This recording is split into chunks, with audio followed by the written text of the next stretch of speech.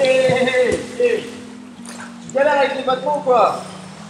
Salut les nageurs, j'espère que vous allez bien. Alors si comme toi, tu galères aussi avec tes battements de jambes, je vais te donner aujourd'hui 5 conseils qui vont te permettre d'être meilleur dans l'eau. Tu es prêt? C'est parti. Et n'oubliez pas de vous abonner aussi. C'est parti.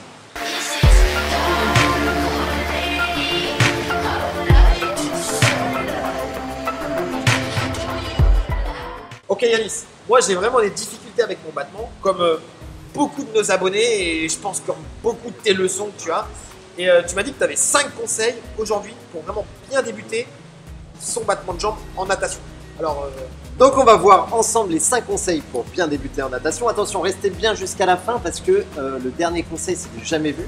On te réserve une petite exclusivité là-dessus. Mais avant toute chose, n'oublie pas de télécharger notre livre interactif de plus de 50 pages pour tout connaître sur la natation. Il est en dessous, sur le lien dans la description. Et on est parti maintenant directement. Conseil numéro 1. Conseil numéro 1, ça va être les doigts qui frottent. Donc il va falloir que tu nages. Du moins, on va faire ça au mur pour que ce soit plus simple dans un premier temps. Avec tes pieds qui viennent se toucher, se frôler à chaque fois. Donc tes gros orteils là, hop, ils vont devoir se toucher en permanence. Ok, donc ça marche. pas taper pour pas se faire mal, mais vraiment ici, venir se frôler. ok. Alors moi ce que je te propose pour montrer ce conseil, c'est d'aller s'asseoir là-bas sur l'échelle et on va filmer tout ça. Allez, c'est parti. Donc on va se mettre ici directement à l'échelle pour t'expliquer, pour te montrer, pour que ce soit beaucoup plus facile au niveau des images. Donc tu peux le faire également dans ta piscine. Tu viens t'asseoir sur l'échelle et on va regarder un petit peu ce qui se passe au niveau des doigts de pied, au niveau du battement de jambes. Allez, c'est parti.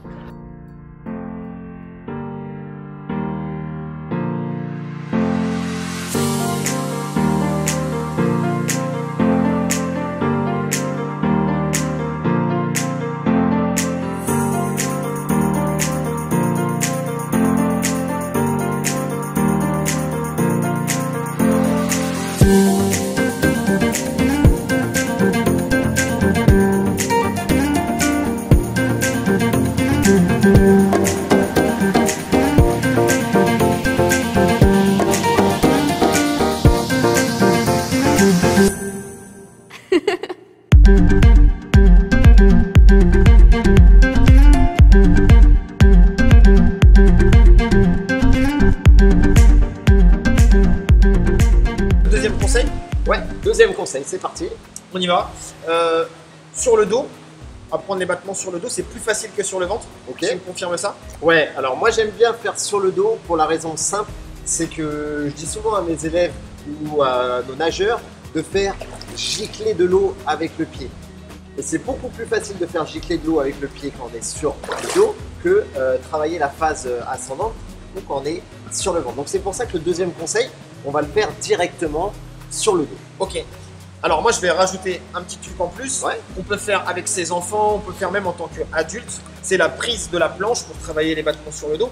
On peut faire varier. Voilà, pour faire varier et surtout le plus simple pour le plus débutant, parce que c'est à eux qu'on s'adresse aujourd'hui, les plus débutants. Donc on va faire la planche collée au torse, on lui fait un petit câlin, c'est ce qu'on dit aux enfants, on fait un câlin à sa planche en la gardant juste sous le menton. Et là comme ça, c'est bien plus facile de s'équilibrer, surtout quand on a des problèmes d'équilibre au début quand on débute. Alors il faut savoir une chose, ce qui est valable pour les enfants, donc ce qu'on apprend aux enfants, va être aussi valable pour les adultes. Donc ce qu'on enseigne aux enfants, on peut l'adapter également aux adultes. Les conseils vont être les mêmes. Les enfants ont plus de facilité à réaliser les exercices dès le début parce qu'il y a plus de choses qui se mettent en place directement.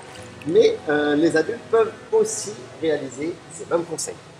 On attaque? On attaque.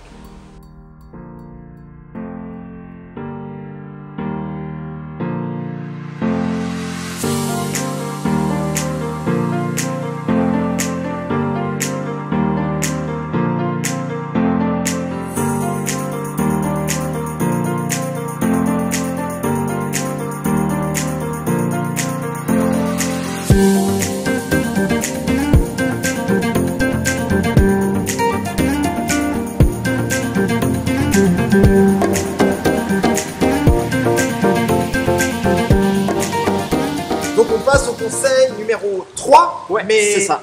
avant, je crois qu'il y a un petit instant pub à faire. Allez, petit instant pub. Alors, vous voulez apprendre le crawl, mais surtout, vous voulez le perfectionner, on a un super programme qui s'appelle Crawl Secrets. Crawl Secrets, exactement. Il y a plusieurs modules où on va détailler toutes les phases de la nage. Et je pense que c'est assez important de bien comprendre le mécanisme du crawl pour bien le nager. En plus de ça, on vous a réservé 10 séances.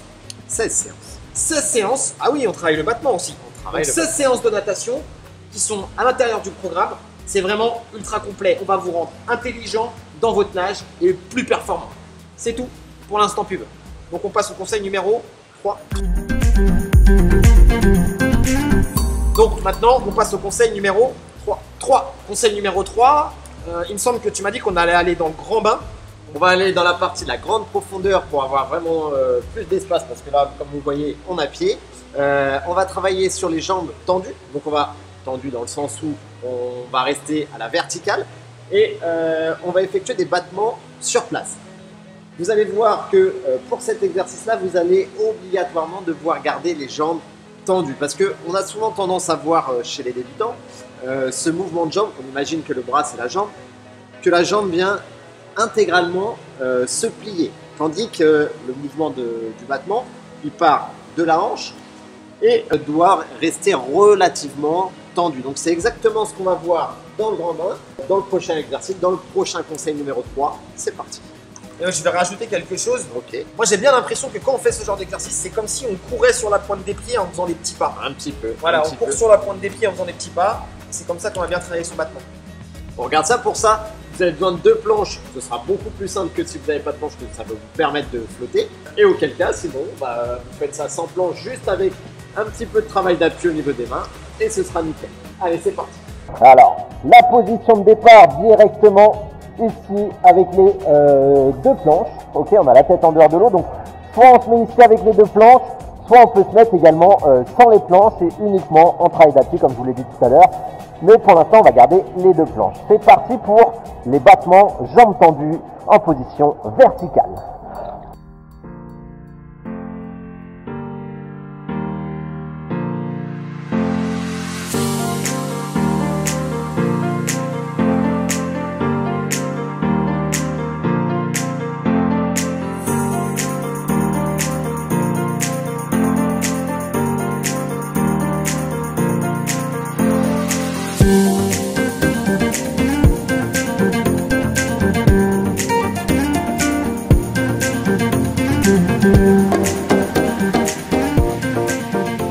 Maintenant, on passe au conseil numéro 4, qui est sans doute le conseil le plus important pour tous les nageurs, débutants, intermédiaires ou confirmés. C'est quoi?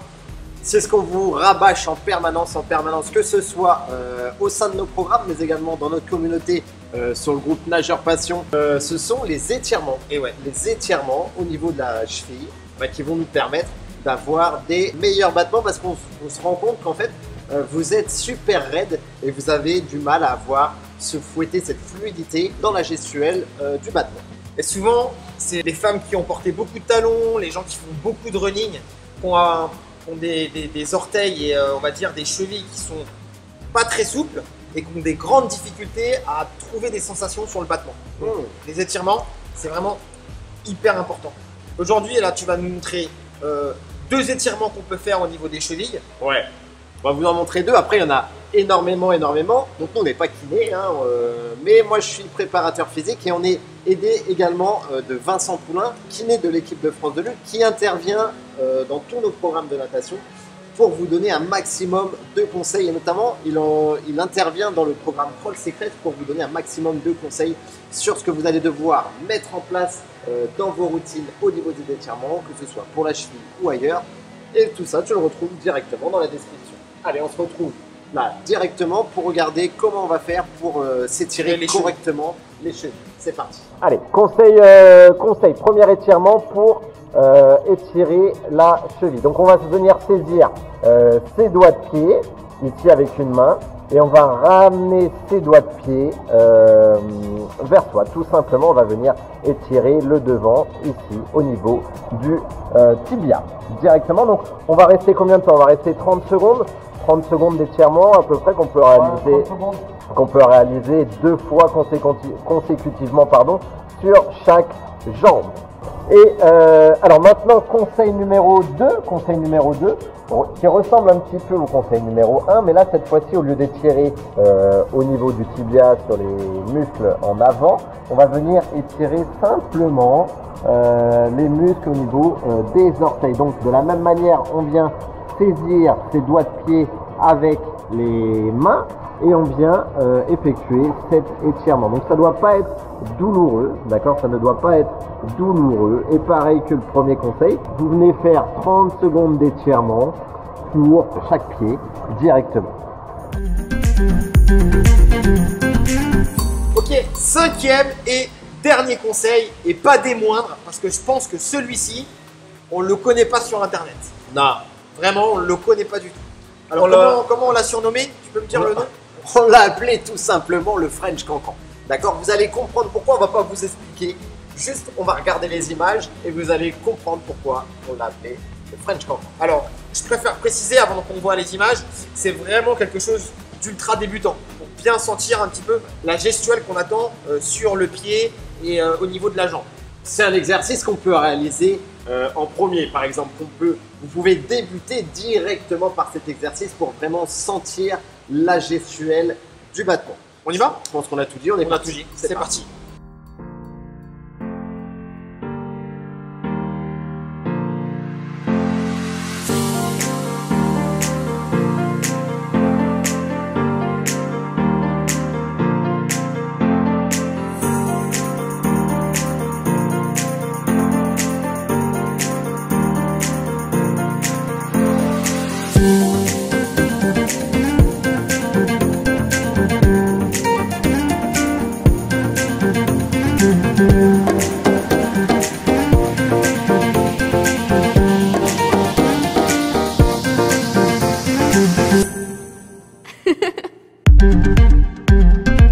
Donc voilà, les 5 conseils. On va rajouter un petit truc d'une manière globale sur le battement. Yanis, donne-moi ton pied. Surtout, ce que vous devez sentir, c'est que l'eau doit appuyer sur cette surface-là.